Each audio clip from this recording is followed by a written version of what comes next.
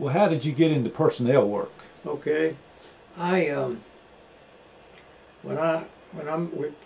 we came here to work, and they were training people. They didn't have enough of machinery to for everybody to go around. And so this friend of mine and I, when we were not busy, we'd grab a broom and sweep or do anything to kill time. You know, and I didn't know it, but we were apparently being observed, because shortly thereafter, I was called in, and they made me a supervisor, second shift weaving. Well, I knew absolutely nothing about carpet weaving, because my work was in cloth weaving, and I worked with it a while. I really got along fairly good, and then they offered me a job as supervisor in finishing department, and that was even worse, because I knew how to make a second in cloth. I knew what a second was, but I found out in carpets you don't do it that way. You look at it, if you see some things wrong with it, but they call it chancing it.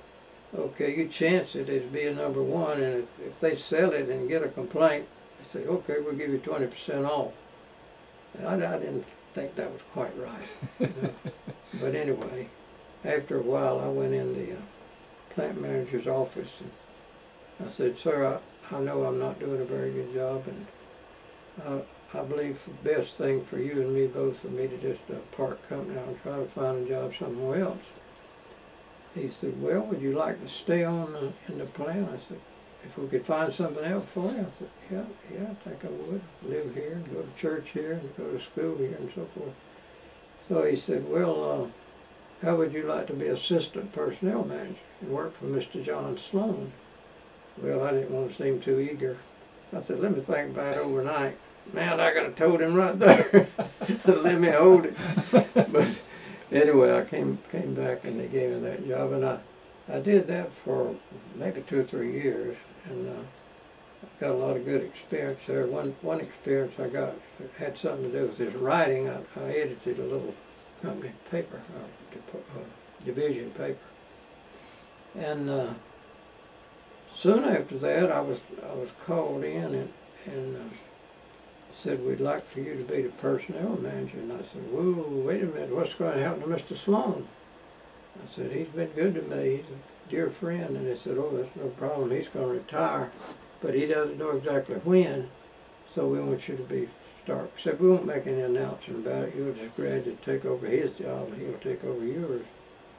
So that worked out well. I enjoyed that. It paid pretty good money.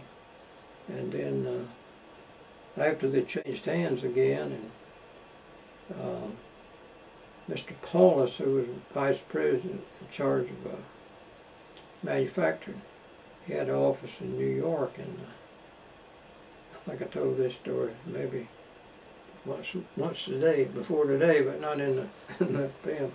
So I was told by a manager that Mr. Paulus was coming down from New York and wanted me to meet him in a motel room at 9 o'clock on, we'll say, Saturday night.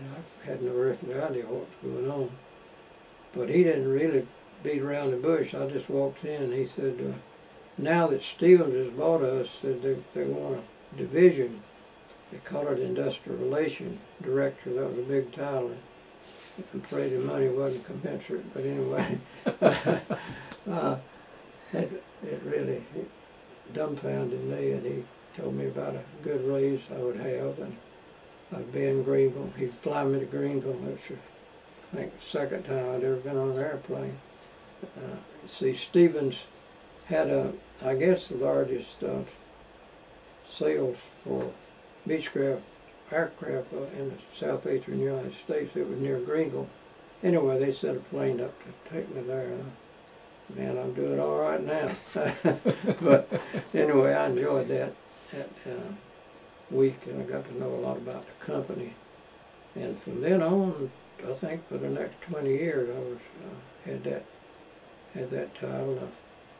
I did things I never dreamed of doing. Did a lot of flying. I met people and rubbed elbows with people way up the line. And it was a wonderful 20 years for me till I won't go into any details, but I had at least one boss during that time. It was the greatest, but I outlasted him, so that worked out well. Till Corny and I retired, and she in '84 and I in '85, and we did a lot of traveling for the next 10 years till her health began to fail. Bus tours, and, we went a lot of places I never dreamed of going. Worked out real well. The Lord's really blessed me beyond all measure, really.